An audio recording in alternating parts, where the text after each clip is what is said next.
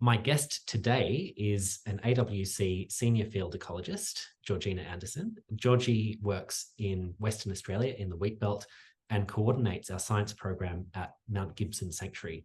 This is the site of a major reintroduction program, which has been going for over 8 years now. And Georgie is responsible for the translocation of threatened species and coordinates the team of ecologists who deliver the monitoring and research at Mt Gibson. So Georgie, thank you for joining us on AWC in Conversation. Thanks, Joey. It's good to be here. And Georgie, you're joining us from Perth today. I believe you've been at the International Conservation Translocation Conference and you've stepped out to join us and talk about the actual work that you've done in the field. Yeah, it's been a good, I think, 3 or 4 days at the conference, but yeah, always happy to come and chat about the work we're doing at Gibbo.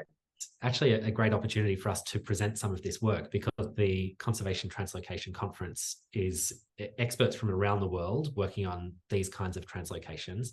But the project at Mt Gibson really stands out on a global scale. It's one of the sites with the greatest number of species reintroduced to a single site anywhere in the world, as far as we know, and happy to be corrected on that one. But it's a hugely ambitious rewilding project. So great that we're able to share that at the conference. Georgie, how long have you been involved in the project at Mt Gibson? Yeah, I've been working at Mt Gibson for over 5 years now, probably coming up on 6. And I've been involved in the translocations of all 10 species, which is pretty cool to say. Wow. Yeah, that's very, very cool. Just describe the landscape to us a little. I haven't been to this part of Western Australia, and I know some of our listeners in the eastern states also won't be familiar with the Wheatbelt. What's it like when you drive north of Perth into this agricultural landscape? Yeah, it's, I suppose some people call it a boring drive because you drive straight up a big highway that doesn't have any turns. And you largely drive through the Wheatbelt, which is incredibly cleared. It's mostly farmland. But then once you get to Mt Gibson's southern border, you're suddenly in semi-arid, intact vegetation, which is very cool. There's a huge diversity. So we've got woodlands, shrublands, salt lakes, rocky outcrops. And Mt Gibson is lucky to be in a corridor of vegetation like that. So there's other conservation reserves around us, including Bush Heritage's Charles Darwin Reserve, some nature reserves as well, and some other properties that manage for conservation. And what sort of habitats are we talking about? So we've got woodlands, which includes a large patch of the threatened ecological community that's nationally listed. The shrublands are a huge portion of our vegetation as well. I think we've got something like over 60 species. A lot of the species that are on the property are threatened, and some that are only found on Mt Gibson. And for those in WA, probably, as you can see in the pictures, like Mt Gibson's known for its wildflower seasons every year. So a couple of years ago, we had one of the best in something like 60 years. So always pretty special to see that. It looks spectacular. So there's sort of mallee as well as taller woodland. Yeah. It sounds really interesting and very diverse with salt lakes and rocky outcrops. So a mix of lots of different habitats on a single property. And that's something that AWC seeks out when we're looking to acquire properties, trying to capture as much diversity within the region that we work as possible. You mentioned it's also contiguous with other protected areas. So I guess that means we can also influence what happens across the broader landscape. Yeah, very much in encapsulating that landscape scale conservation that AWC is trying to achieve. Yeah. I'd love to visit sometime. I'll get over there and definitely check it out. On the list, Joey. As for the fauna reintroduction project, this has been running really, if we go back to the very start of constructing the fence, removing feral predators from that fenced area, been going for a decade now. Can you talk to us a little bit about what was involved in establishing that safe haven, that fenced area at Gibbo? Yeah, so the fence was constructed in about 2013, 2014. It's about 8,000 hectares and 43 kilometres of fencing, so it's really big. I imagine building that actual fence is quite a feat in itself. I wasn't there for when that happened. But then obviously once you've built the fence, there's, months and months of control activities to remove feral cats, foxes, and things like that out of fences. So it was a very long process, and the fence itself, I think, took about 9 months to construct. And one of the reasons it's situated there is that there's quite a few species missing from this landscape. We talk about this a lot, that Australian landscapes are lacking a huge diversity of mammals, that they're missing from their former range. What are some of the species that would have been in the Mt Gibson area historically? So we've obviously reintroduced 10 species. They were selected for Mt Gibson based on like subfossils and historical records of what we found there. So there would have been bettongs, so brush-tailed bettongs, and also burrowing bettongs, so booties. There would have been a lesser stick-nest rat, but that species has gone extinct now. Bilbies and numbats, which are a bit more iconic that other people might know of, but a whole host of species. And then, so 10 were selected for Mt Gibson to reintroduce. Of the 10 species, most of them have been released within that fenced area, the safe haven, which makes sense. That's the whole purpose of it. But there are a couple of exceptions to that. Can you tell us what those are? Yeah, so a couple of years ago, we did our first outside of the fence release, which was with brush-tailed possums, which probably people elsewhere in Australia probably think that's mad. But they're incredibly rare in our part of the world. And so it was about returning that species back to where it was once found, because they're barely found in the Wheatbelt these days. And then following on from that reintroduction, which was really successful, we've just this year released Western Quolls or Chuditch outside of the fence as well. And we should just explain too, the name Chuditch, when is that used, and when is it, when do we prefer Western Quoll or Chuditch? Yeah, so Chuditch is a Noongar word, I believe, for the Western Quoll, and we have tried to find the Badamaya word for quolls, but don't currently have an exact name for it. But the Badamaya group that we work quite closely with is happy for us to use Chuditch. Okay, and it has been very widely adopted too, which I think West Australians seem to be better at than the rest of us at incorporating Indigenous names. Yeah, it's even listed like in state legislation as Chuditch, so that's pretty cool. Before we go any further, I should show people the animal that we're talking about today. So this is a large, well, actually, Georgie, you can tell us about it.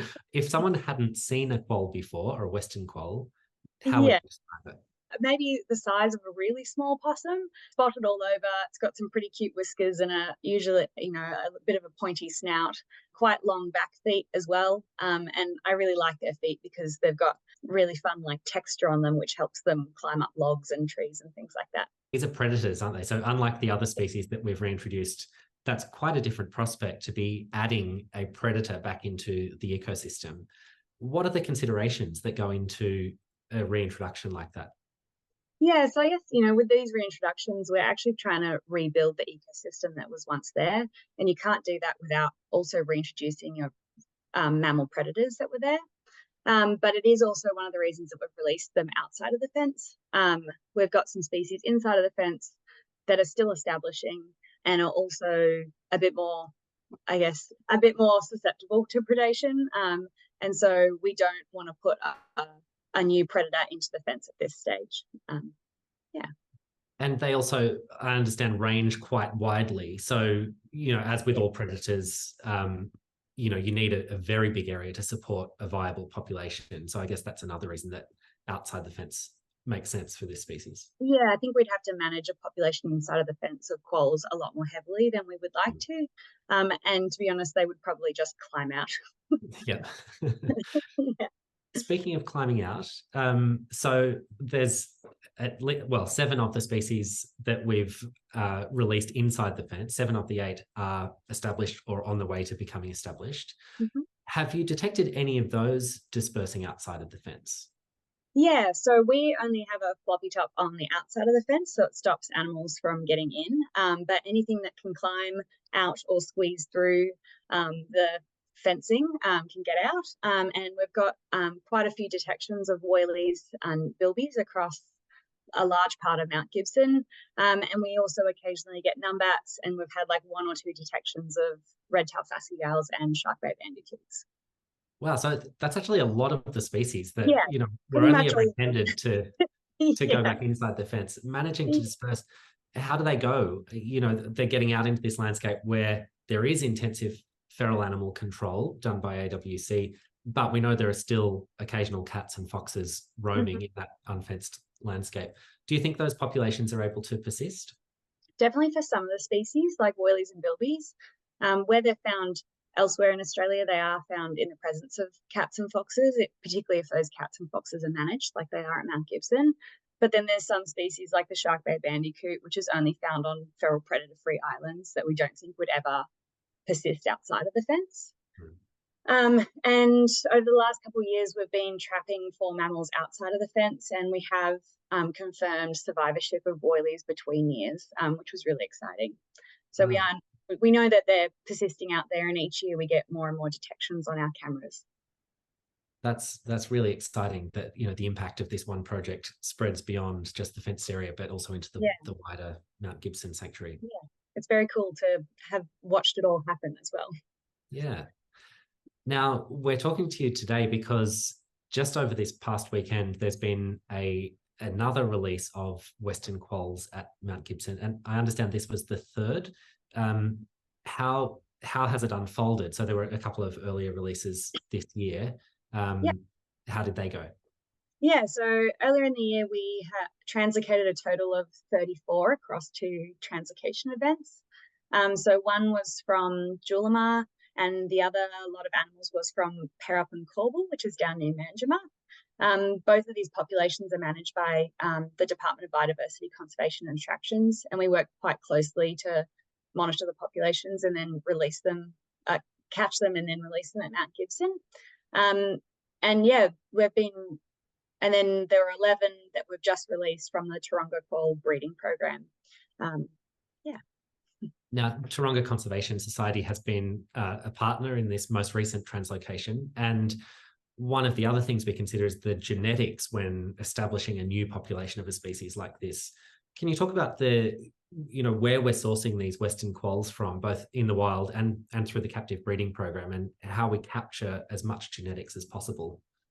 Yeah, so we know that a lot of these species, they're only found in small pockets, and so their genetics are quite different across these different isolated pockets. But we also know that population is, I guess, healthier and less susceptible to various threats and diseases if they've got good genetic diversity. So these populations have been monitored and their genetics have been analysed, and then we've chosen different locations to capture these different genetics. And the Taronga Quoll breeding program has collected animals from various sources across WA, and then have mixed these animals to get a really good mix of genetics in their offspring, which then get released into the wild. It's really important too, because this is a species which was very widespread. It covered, some estimates say, about 70% of the Australian mainland, and it's contracted from about 95% of that area. I feel like I've said that for so many different species, but it's true for Western Quoll as well. And one of the reasons it's hung on in the southwest, along with the woylie and some of the other native mammals, is perhaps to do with that resistance to effective native plants producing basically 1080, which has reduced fox impact. Have I got that right? Yeah, foxes and cats. So yeah, we're very fortunate in WA that there's this plant that has a naturally occurring 1080. So that means that we can bait for cats and foxes without largely impacting on our native mammals, because cats and foxes haven't evolved with this plant, and so therefore they're susceptible to the poison 1080. So really interesting that we've got this sort of haven effect just from the vegetation in the southwest, and very lucky because for a bunch of species, numbats, woylies, Western Quoll, they don't hang on in a lot of places. Yeah. So we were talking about genetics and getting sourcing animals from each of those fragments where they remain in the southwest has been a big part of the planning. So then what about the logistics of the actual release? The most recent quolls came from New South Wales. How did they make it over to Western Australia for release last weekend? Yeah, it was quite a trip for them. So I believe they were driven first to Sydney from Dubbo. They were then put on a commercial flight, on a Qantas flight, flown over to Perth. There they had a short quarantine period, and then were picked up by some of our field ecologists. They were then taken to Native Animal Rescue, which is in Perth, where they spent a couple of days in there being fed and getting some health checks. And then on the final day, they were then driven to Mt Gibson, where they were collared, had a final health check, and then released by the ecologists. so fantastic. It's great to see them, running back into this new habitat. Yeah, it's very cool. It's kind of the most exciting part of the translocation, to be honest, is setting them free. The quoll population at the Taronga Sanctuary is also really carefully managed for genetics, and they've been breeding quolls there specifically for release into projects like Mt Gibson. And they shared a photo with us that they've agreed we can use of some of the young quolls, the Joey quolls from that breeding program. Absolutely adorable. Just so cute. So these young quolls will become, some of these may have been part of this founder population at Mt Gibson. Do you expect that they'll disperse much beyond the sanctuary? So we are radio tracking a large cohort of quolls from all 3 releases. And part of that is to get an idea of survival, but also of dispersal and where they're ending up. So far, we've had a large proportion of them stay on Mt Gibson, which is really exciting, particularly within their release area. But we have, particularly males, have dispersed a bit further. It's quite natural for them to do so. And they are appearing on the properties surrounding us. But like I said, those properties are also managed for conservation. So it's not, the worst thing in the world that they've gone for a little bit of a run. And tracking animals like this across the scale of Mt Gibson and the neighbouring properties, that sounds like a mammoth effort in itself. Are all of them fitted with radio collars? No, so we have not all 34. That would be a massive job. So I can't remember the number off the top of my head, but it might have been about 18 to 20 something animals have been fitted with radio collars.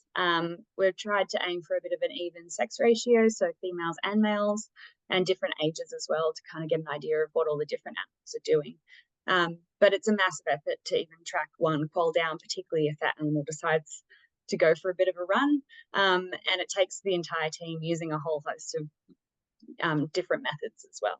Yeah, so how might you traditionally have tracked quolls? And then we'll come to some of the tools that we're using now.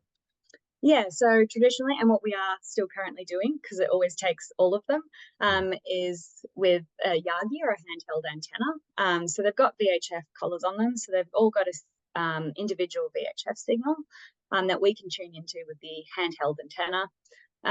And we listen in for a beep that comes through. But that involves, driving along, and you stop every 500 meters to a kilometer, get out of the car, put the antenna up into the air, spin around slowly, listening for the beeping, and do it over and over again until you get a signal.